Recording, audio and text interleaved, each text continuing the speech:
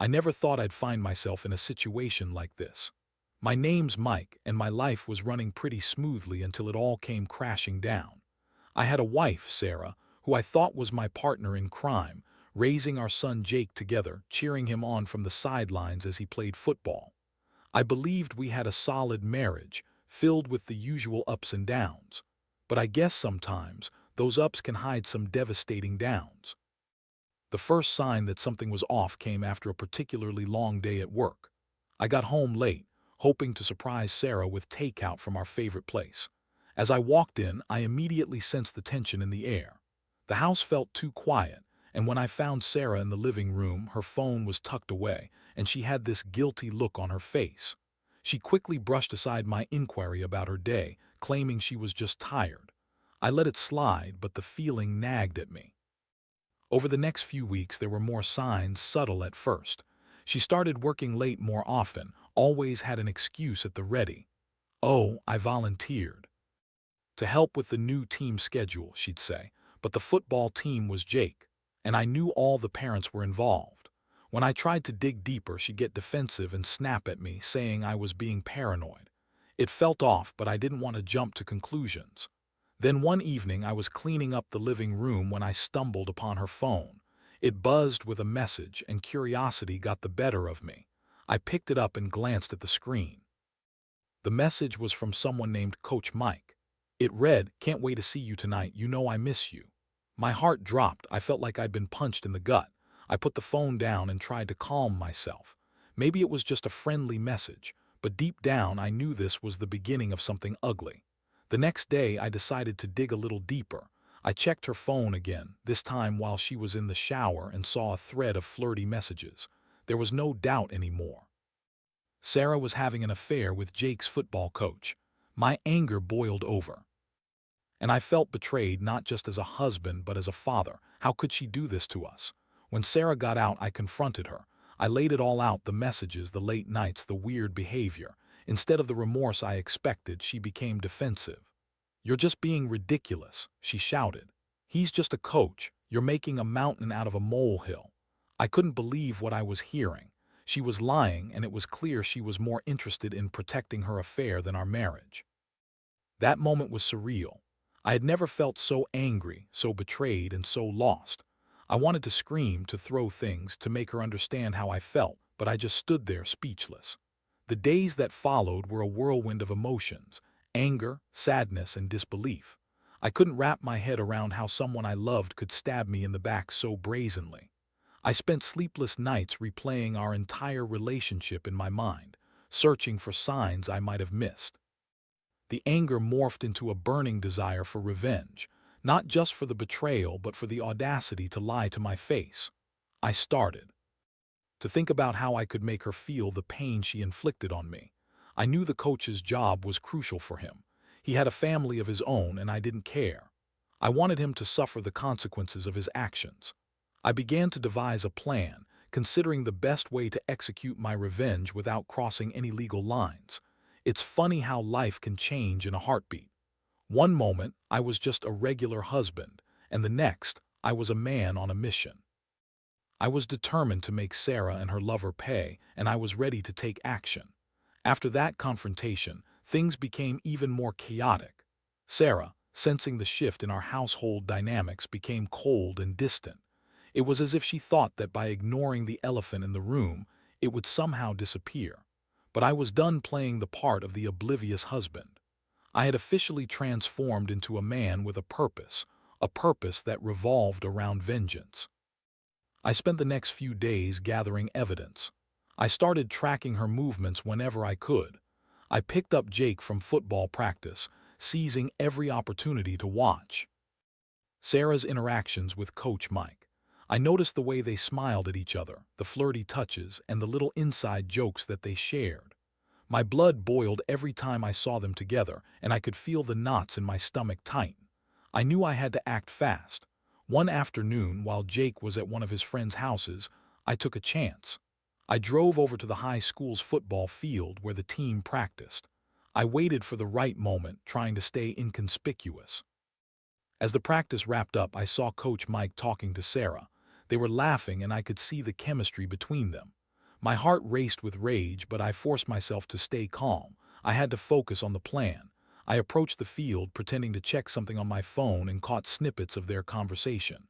"I can't wait for Friday," Coach Mike said. "It'll be our little secret." I felt a surge of fury wash over me. It was time to put my plan into motion. I started gathering information about Coach Mike. It didn't take long to find out that he was somewhat of a local celebrity, a former college football player turned coach, adored by parents and kids alike. But with fame comes scrutiny, and I decided to use that to my advantage. I found his social media accounts and saw that he had quite a following. I couldn't let him get away with this, and I knew exactly what to do. I created an anonymous account on a popular local parents' forum. Under the guise of an upset parent, I laid out everything I had discovered about Coach Mike and Sarah. I crafted a careful narrative, detailing how he was exploiting his position of power, not just over our kids, but by having an affair with a married woman. I made sure to emphasize how he was putting the team's integrity at risk. I wanted to tarnish his reputation, to make sure everyone knew what kind of man he was. The responses came flooding in. Many parents were outraged. Some even started sharing their own experiences with coaches behaving inappropriately.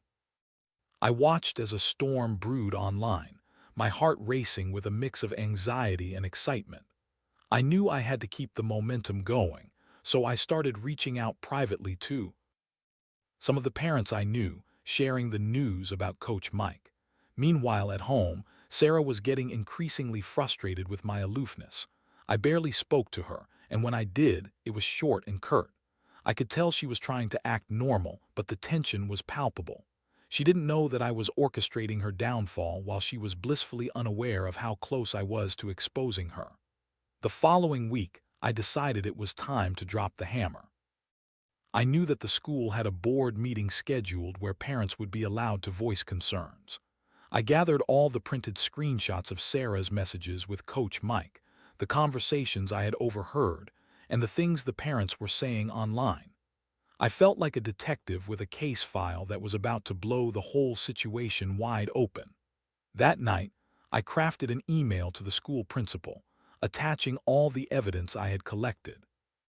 I wrote an anonymous tip detailing everything, making it clear that Coach Mike's actions were not only unethical, but also detrimental to the kids he was supposed to mentor. I hit send and felt an exhilarating rush. I was finally taking back control of the situation. But as I lay in bed that night, I couldn't shake the gnawing feeling in my gut. I was going down this path for revenge, but was it worth it? What would this mean for Jake? He loved that coach. My heart wavered as I thought about the fallout of my actions. Regardless, I had crossed a line. I had embarked on a path that would lead to chaos, and there was no turning back now. I was ready to watch everything unravel. It was time for the truth to come out, no matter the cost.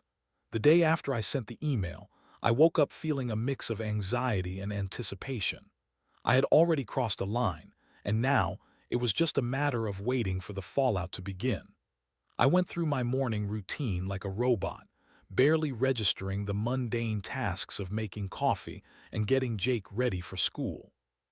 His excitement about football practice that afternoon struck a nerve. I couldn't shake the thought that my actions might ruin his enjoyment of a sport he loved so much. At breakfast, Jake chatted about practice and how Coach Mike had promised to teach them new plays. I forced a smile and tried to keep the mood light, but deep down, I felt like a volcano ready to erupt. I caught Sarah's eye more than once, but each time I tried to gauge her reaction to what was coming, I found her staring blankly at her phone. She seemed oblivious or, worse, indifferent to the ticking time bomb in our lives. While Jake was at school, I spent the day nervously pacing around the house, waiting for any sign that my plan was working. I checked my phone constantly, refreshing my email and the forums I had posted on. Nothing. The silence was deafening, and the more I waited, the more the dread grew. I finally got my answer around mid-afternoon when my phone buzzed. It was a news alert from a local website. I clicked on it, and my heart raced as I read the headline: Local football coach accused of inappropriate conduct with parents. The article went on to detail the allegations, including some of the messages that had surfaced and the growing concerns from parents. I couldn't help but smirk at the irony. I had orchestrated this, and now it was unfolding right before my eyes. But as I read on, my stomach dropped. The article listed Coach Mike's name, alongside a brief mention of his accomplishments and community involvement. The parents I had contacted were starting to speak out publicly, and I knew I had opened Pandora's box. There was no stopping the momentum now, but I felt a twinge of guilt creeping in. By the time Jake came home, the atmosphere was thick with tension. I could see him glued to his phone, scrolling through social media feeds, and with each passing second I felt my heart race faster. When he finally looked up at me, his eyes were wide with shock. "Dad, did you see what's happening with Coach Mike?" I played dumb, feigning ignorance. "What do you mean?" My voice was steady, but my heart was pounding. "Everyone is talking about it. Some parents are saying he's in big trouble for sending inappropriate texts to a mom." The words hit me like a punch to the gut. I had done that. I couldn't help but feel a mixture of satisfaction and despair. I wanted to keep Jake shielded from this mess, but it was already spiraling out of control. "Did they say who?" I asked, not really wanting to know the answer. "No, but I heard they're doing an investigation. Coach Mike is probably going to get fired." Jake's voice cracked, and I could see the pain in his eyes. My heart sank further. I had hurt my son, and I hadn't meant to. I had wanted revenge on his mother's lover, but now I was dragging our son into the fallout. That evening, Sarah came home later than usual. She walked in with a stormy look on her face. "What have you done, Mike?" She spat, her voice laced with anger. She had seen the news and the chaos unfolding around Coach Mike. It was finally hitting her that the walls were closing in. "I haven't done anything. You did this to yourself," I shot back, trying to keep my composure. "Don't you dare put this on me. You're the one who's making this worse. You think you can just ruin someone's life like this?" Her face was flushed with rage, and for a moment I almost felt sorry for her. But then I remembered all those late nights, the lies and the betrayal. Ruin someone's life? You mean the life of the man who was sleeping with my wife while I was at work? He was ruining our family. I felt the anger bubble up again, and I struggled to keep my emotions in check. "Do you realize how much this is going to affect Jake? He loved Coach Mike. You're tearing apart his world." Her voice softened for a moment, but the anger quickly returned. "And for what? So you can feel better about yourself." I stared at her, realization dawning on me. I had not only betrayed the trust of my wife, but also our son. I had thought this would be a clean act of revenge, but it had spiraled into something much more complicated. Jake didn't deserve any of this, and the guilt was suffocating. "Sarah, I started, but she cut me off. "Save it. You've made your choice. Just remember that when this all blows up in your face." With that, she stormed out of the room, leaving me alone with my thoughts. As I sat in the kitchen, the weight of everything settled heavily on my shoulders. I had wanted revenge for Sarah's betrayal, but now I was beginning to realize the collateral damage was more than I had anticipated. I had started this fire, but was I prepared to watch it consume everything in its path? I felt lost and torn between the desire for vengeance and the need to protect my son. I needed to think clearly about my next move, but the path forward was murky, and the stakes were rising higher than ever. The next few days were a blur. The fallout from my actions was swift and severe. News about Coach Mike spread like wildfire throughout the community, and soon, it wasn't just the parents discussing the situation, it was the entire town. I could see it in Jake's eyes as he absorbed the comments from his friends and the whispers in the halls at school. He loved football, and now it felt like the game was being taken away from him because of my vengeful need for justice. One evening, as I sat in the living room trying to process everything, Jake came home from practice visibly upset. He threw his bag on the floor and sank into the couch next to me. "Dad, this isn't fair. Coach Mike didn't do anything wrong. He's a great coach, and now everyone thinks he's some kind of monster." I felt like I'd been punched in the gut. "Jake, you have to understand, there were things happening that weren't right. He shouldn't have been texting your mom like that." The moment I said it, I regretted it. I could see the hurt in his eyes, the confusion. "Why are you taking her side? You're the one who's ruining everything." He shot back, his voice cracking. "I don't want to talk about it anymore." He stormed off to his room and I could hear him slam the door. The weight of my decisions pressed heavily on my chest. I had wanted to hurt Sarah, but now I was hurting my son too. That night, Sarah and I barely spoke. I could see the resentment in her eyes and I felt it in the air between us. The tension was so thick it was almost suffocating. I kept replaying our confrontation in my head, her accusing me of ruining lives, and her threat that it would all blow up in my face. The fallout began to escalate. Coach Mike was placed on administrative leave as the school launched an investigation. I knew my part in this was significant, but I didn't anticipate how much it would affect everyone involved. Parents were rallying behind Coach Mike, and the more they talked, the more I felt like a pariah. I was starting to get texts from people who had heard rumors about my involvement. I had stepped into a war zone where the sides were drawn, and I was rapidly losing support. Then came the day of the school board meeting. I received an invitation to attend, along with other concerned parents. I debated long and hard about whether I should go. Part of me thought it would be the perfect opportunity to expose Sarah's lies further, but another part of me felt a pang of guilt. This wasn't just about vengeance anymore. It was starting to feel like a witch hunt. When I arrived at the meeting, the atmosphere was charged.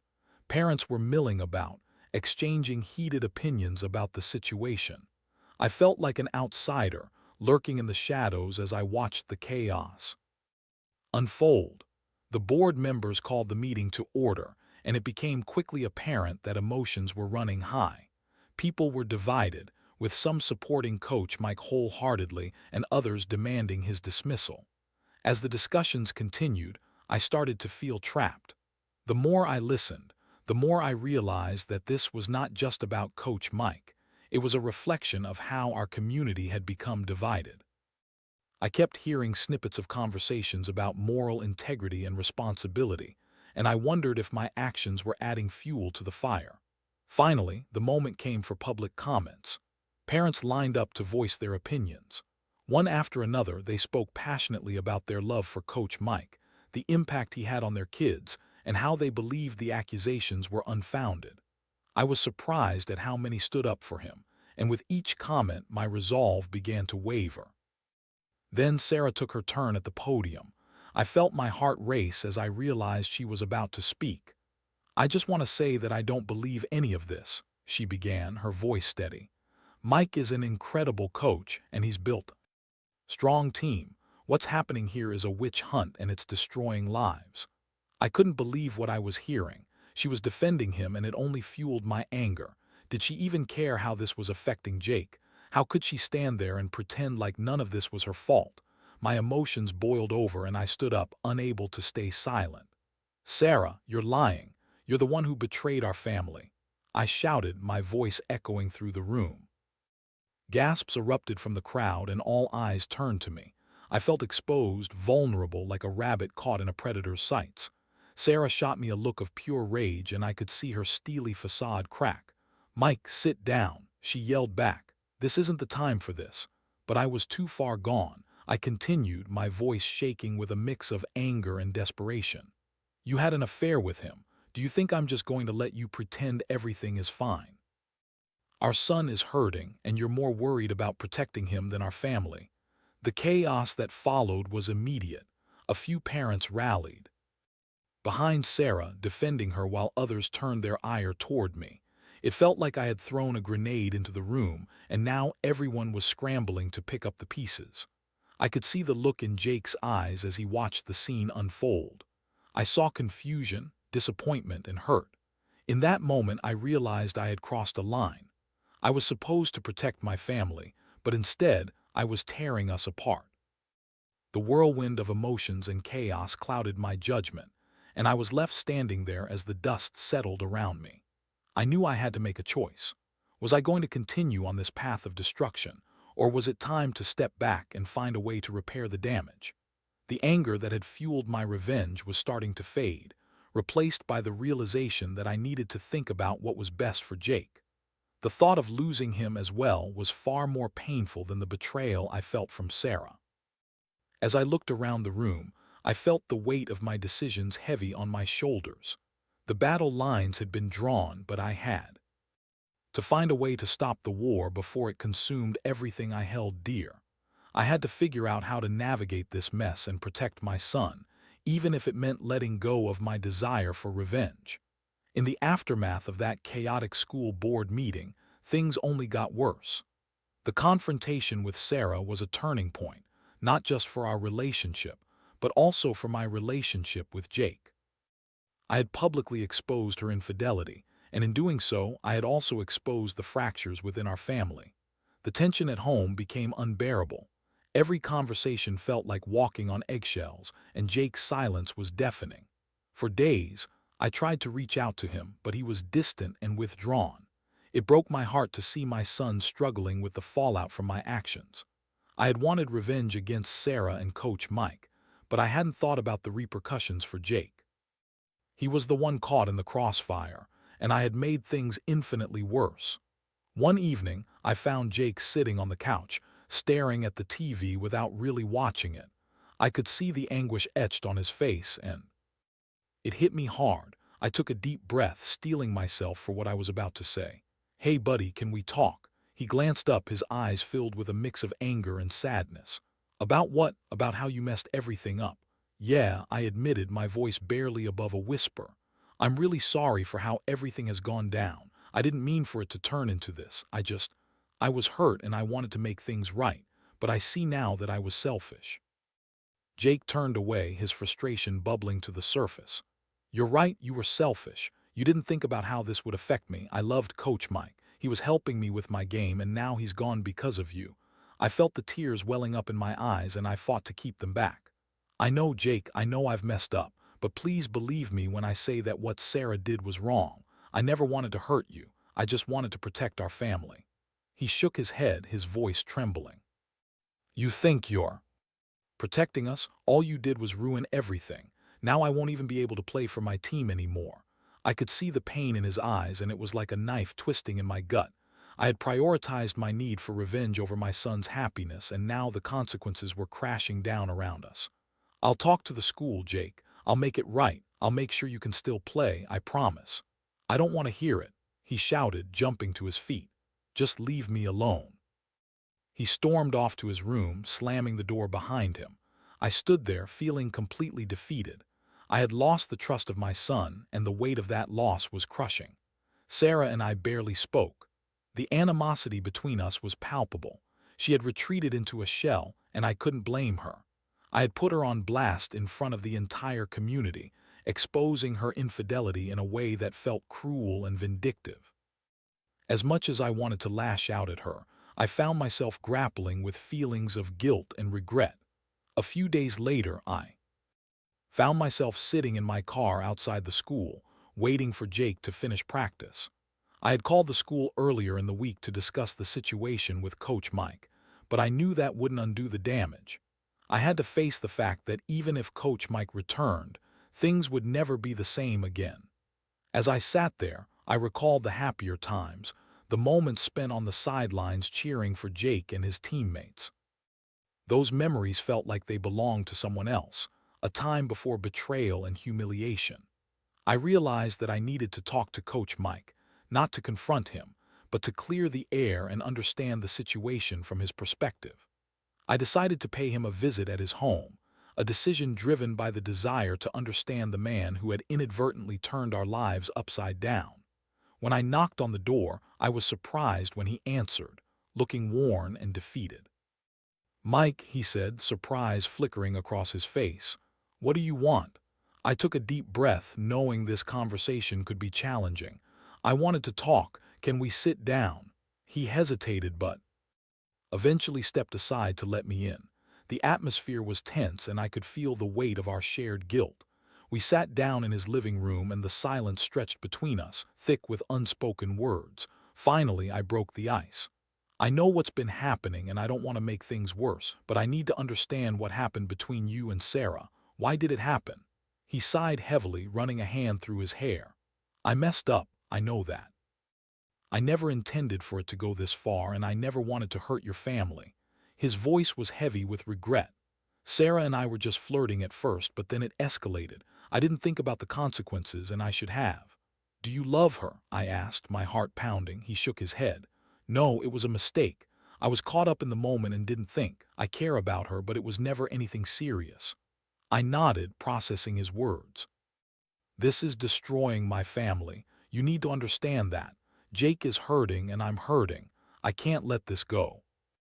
I never wanted this," he said softly. "I'm sorry for everything. I'll step away from coaching if that's what it takes. I'll do whatever it takes to make it right." His willingness to step back surprised me, but it also made me realize that I had to be the one to make the first move toward healing. I couldn't keep pointing fingers. I had to find a way to repair my family, regardless of the outcome between Sarah and Coach Mike.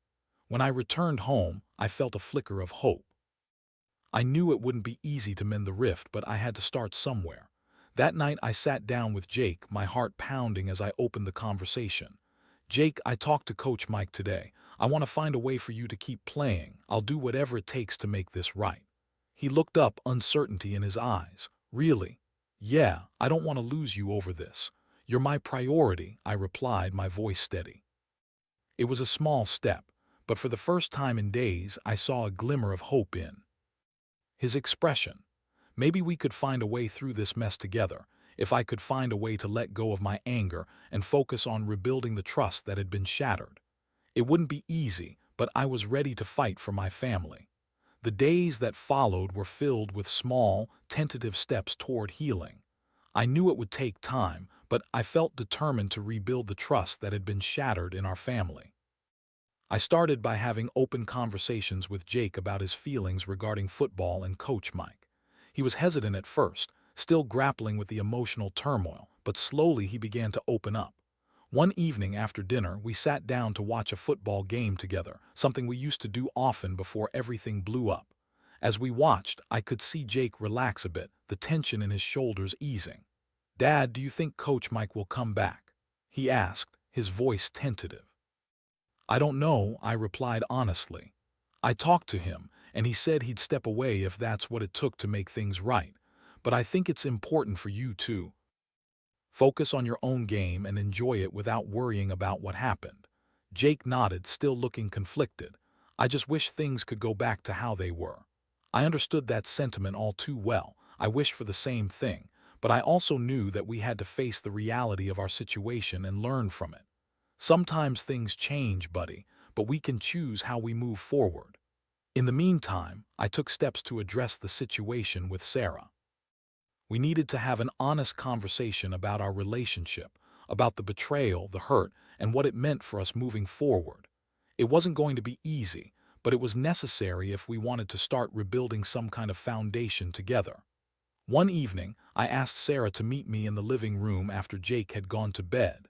She looked apprehensive but nodded.